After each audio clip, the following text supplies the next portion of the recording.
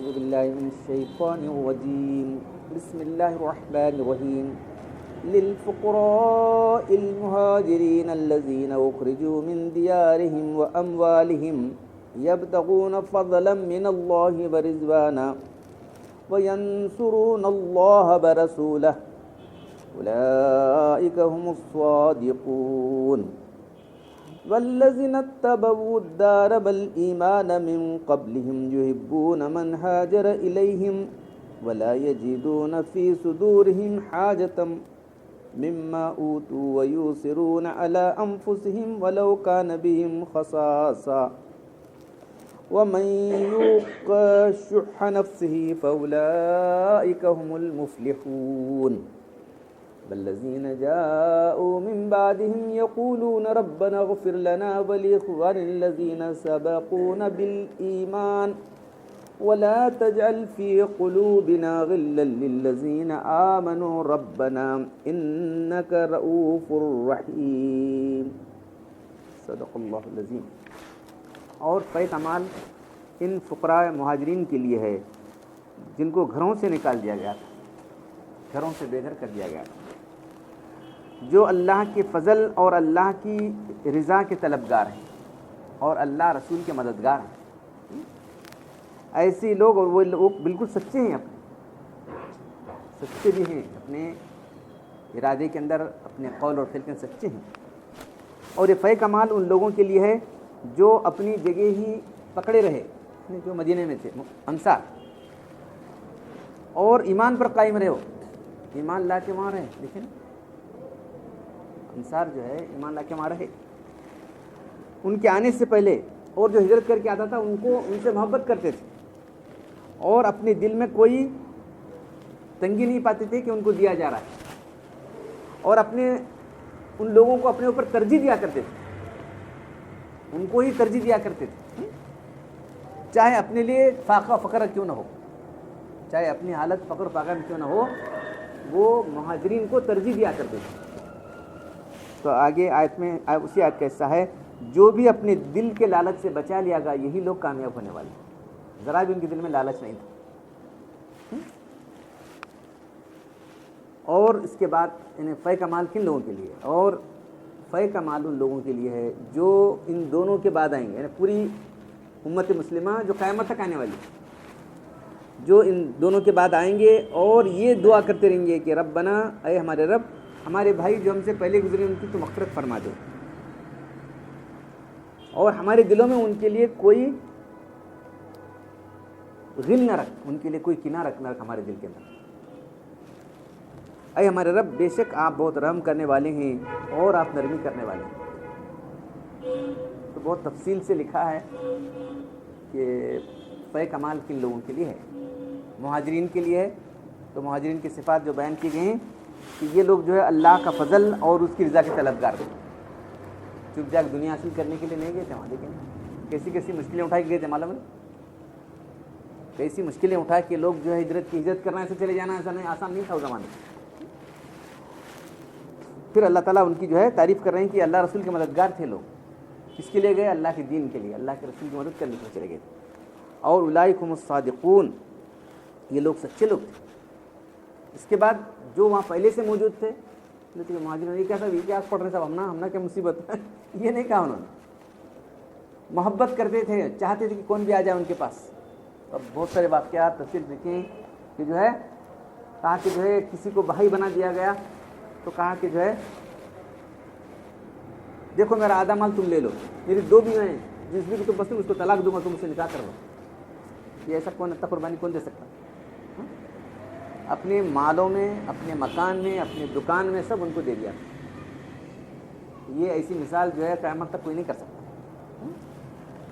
تو اللہ ان کی تعریف، ولا یجدون فی صدورہم، اور نہیں پاتے اپنے دلوں میں تنگی، اور ان کو ترجیح دیتے ہیں. اب ترجیح کے بے شمار واقعات لکھے ہیں، وہ بہت پتہ نہیں، بہت تفصیل سے لکھا ہے. فضائل انصار، ان کی جو صفات تھے. حذیفہ رضی اللہ تعالیٰ فرماتے ہیں، میں جنگ یرموک میں اپنے چچا زاد بھائی کی تلاش میں نکلا، شہید ہو گئے تھے. وہ جا کے دیکھے تو بھی تھوڑی جان باقی ہے، پانی لے کے گیا، میں پانی پینے کا. ادھر سے آواز آئی رہا نہیں, یہ اس کو دے دو, بولے مجھے نہیں, اس کو دے دو. اس کو دینے کا تو دوسرا آدمی چیخ رہا تھا, نہیں انہوں کا اس کو دے دو. ایسے چلتے رہا سلسلہ. دوسرے شہید کی آواز آئی تو میرے بھائی نے کہا پانی اس کو دے دو, اس کے پاس پہنچا, تیسرے کی آواز آئی, تیسرے کے دینے کا کہ اس کو دے دو.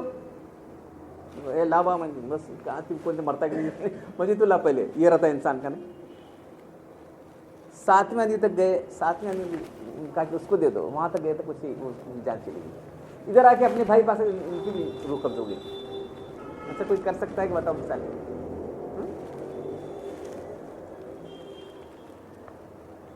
حضرت عبداللہ بن عمر کا واقعہ ہے کہ بیمار تھے. اب بیمار آدمی کچھ تو کیا کھانا ہے, کیا ذرا پھل کھا, انگور کھانے کے لیے ایک خوشحال آ گیا. ایک مسکین آ گیا, تو میں دیکھ چھوڑو ایسے کھانے کا لے دو. کوئی کر سکتا ہے کہ دیکھو آج کی دنیا میں اس کو دے دیا, آپ نے وہ اس کو دے دیا. حاضرین میں ایک شخص دیکھا جا کے وہاں سے, وہ دیکھے بیمار ہیں, کھانے میں نہیں لے, دیکھا اچھا جا کو لے بس دیتے پیسے لے, وہ لانگ رکھ دیا. اب وہ فقیر بھی تھا, پھر آیا انہیں مانگنے کے لیے, اٹھا کے دے دیا. پھر انہوں گئے دیکھے نہیں کیا اور جا اس کے پاس اور دے تو لائے. ان کو کیا معلوم بازار سے لائے, سمجھ لے کے بیٹھے. وہ سائل پھر آنا چاہتا تھا تیسری مرتبہ, تو ان کو معلوم نہیں تھا کہ وہی چلا ہے, تو بازار سے لائن سمجھ لیا تھا انہوں نے.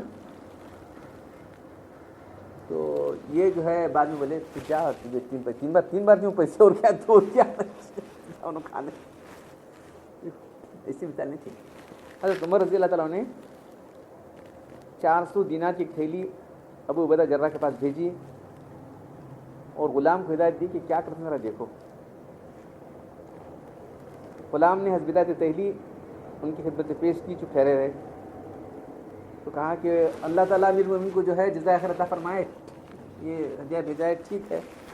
اپنی لونڈی کو بلایا کہ ان کو 5 دو, ان کو 10 دو, پوری تھیلی خالی کر دیا. پوری تھیلی خالی کر دیا. کیا کو بولے ارے ہاں میں وہی سمجھاتے نہیں کرتے, دوسرا کیا نہیں کرتے نا. غلام نے آ کر کہا تو ان کا اور 400 کی تھیلی آئے, اور 400 کی تھیلی لے کے گئے, دیکھو کیا کرتے ہیں. وہ بھی سب بانٹ دیا. معاذ بن جبل کا حل کیا وہی ہے. معاذ بن جبل کی بولی کچھ بھی ہم نہ رکھو, سب بانٹے تو ہم نہ کیا کھانے نہیں, ہم نہ کھانے نہیں ہے تمہیں. آخر بولی کہ ہم بھی تو مسکین ہیں, ہم بھی کیا دولت مند کہیں ہم لوگ. کچھ ہم تھیلی 2 دینار رہ گئے تھے, یہ لو 2 دینار کیا کرتے کر لے جاؤ تم.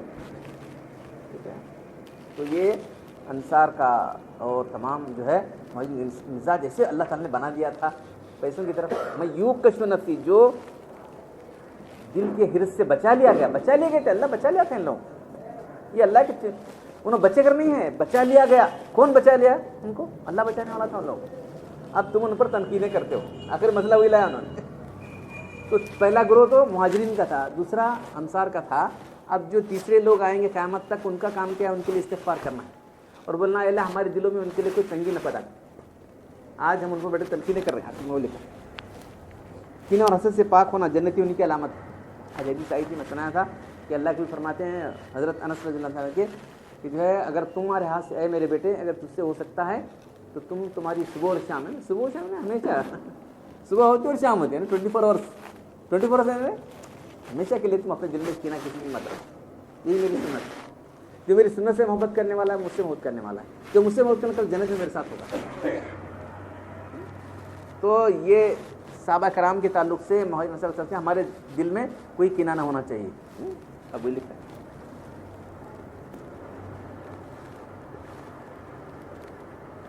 مہاجرین انصار کے بعد عام امت مسلمانوں کے لیے کیا ہے. تو حضرت عمر رضی اللہ عنہ نے بعد میں جتنے ملک پتا ہوئے, کیونکہ پورے قیامت تک مسلمانوں کا حصہ ہے, اس میں اسے بانٹ سکتے نہیں. رندے ہو سب کو آ کے بیت المال میں مال آئیں دے, ہم سب کو بانٹ دیں گے. اگر وہ زمینیں بانٹے تو کیا کرتے ہیں وہاں سے, اس کے باپ, ان کے باپ, ان کی وراثت ہوئی ہوں.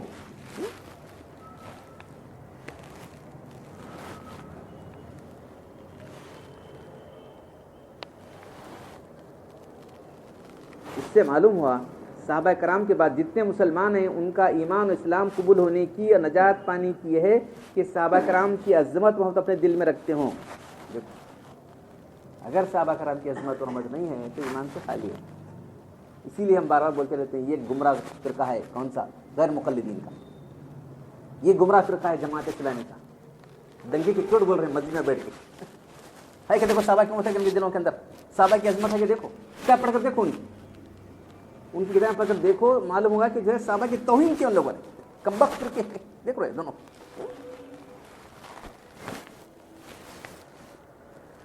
مصعب بن سعد نے فرمایا اللہ نے امت کو 3 حصوں میں تقسیم کیا ہے، مہاجرین اور انصار. اب بچے کون؟ تم کس میں ہو؟ تم ان کی اگر عزت نہیں کر رہے ہو، ان کی محبت نہیں کر رہے، تم اس میں نہیں جاؤ، تم امت میں سے نہیں. تیسرے درجے میں داخل ہو جاؤ. حسین رضی اللہ عنہ سے کسی نے پوچھا کہ حضرت عثمان غنی شہید ہوئے کیا؟ پوچھ رہے تم نے بول رہے اگر تم عثمان غنی شہادت میں شک پیدا کرتے ہو تو تم تیسرے درجے سے نکل جاؤ گے. اگر کون؟ حضرت حسین پر مارے. امام قرطبی نے فرمایا یہ آیت اس بات کے لیے کہ صحابہ کی محبت ہم پر واجب ہے. امام مالک نے فرمایا جو صحابی کو برا کہے اس کا فے کے مال میں کوئی حصہ نہیں ہے، یعنی مسلمان نہیں ہو. عبداللہ بن عباس رضی اللہ عنہ فرماتے ہیں کہ سب مسلمانوں کو حضور اکرم کے اصحاب کے لیے دعا کرنا، استغفار کرنا چاہیے، اور ان کی آپس کی جنگ و جدال میں ان سے بدگمان نہیں ہونا ہے، اور اس کے لیے منہ کھولنا ہے. ارے انہوں نے لڑے، انہوں نے کرے، ان کو اللہ کیا دیکھ لیتا، تم کو کیا ضرورت ہے؟ ان کی حق و باطل میں فیصلہ کرنے کی تم کس نے کہا ہے؟ حضرت عائشہ رضی اللہ فرماتی ہیں تمہارے نبی صلی اللہ علیہ وسلم نے سنا ہے یہ قوم اس وقت تک ہلاک نہیں ہوگی جب تک کہ پچھلے لوگ اگلوں پر لعنت نہ کریں گے. شروع وہاں سے شیعوں نے، روافض لوگوں نے، پھر ایسے مختلف فرقوں نے صحابہ پر لعنت تنصیب کر دی، اس لیے گمراہ ہو. عبداللہ بن فرماتے ہیں جب تم کسی کو دیکھو کہ کسی صحابی کو برا کہتا ہے تو اس سے کہو جو تم میں سب سے زیادہ برا ہے اس پر اللہ کی لعنت. صحابہ تو برے نہیں، تو ہی برا ہے، کس پر اللہ کی لعنت.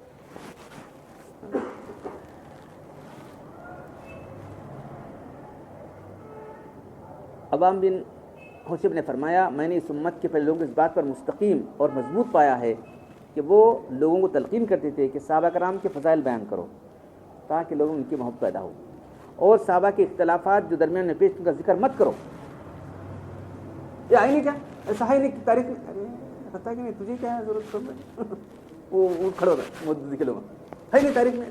تاریخ میں کیا کرتا؟ قرآن کی دیکھ پہلے قرآن اور حدیث کیا کہہ رہا ہے صحابہ کے بارے میں وہ دیکھو، وہ زیادہ صحیح ہے کہ تاریخ زیادہ صحیح تجھ بولو. یہ تاریخ میں ہے نہیں کیا؟ تاریخ میں ہے. تم تاریخ بھی کس نگاہ سے پڑھے وہ دیکھو، تاریخ کا بھی تم نے صحیح مطالعہ نہیں کیا ہے. تو یہ جو ہے 3 گروہ ہمارے ہیں، ایک تو صحابہ، مہاجرین، انصار، اور ہم لوگ. ہمارا رویہ کیا ہونا چاہیے؟ اگر ہمارا عقیدہ صحیح ہے تو صحابہ سے محبت ہونا چاہیے، صحابہ کی عزت ہونا چاہیے، صحابہ کے اختلافات میں ہم منہ نہ کھولیں، اور دین صحابہ سے سمجھیں، اپنی عقل کو نہ لڑائیں. یہ اصل مسئلہ.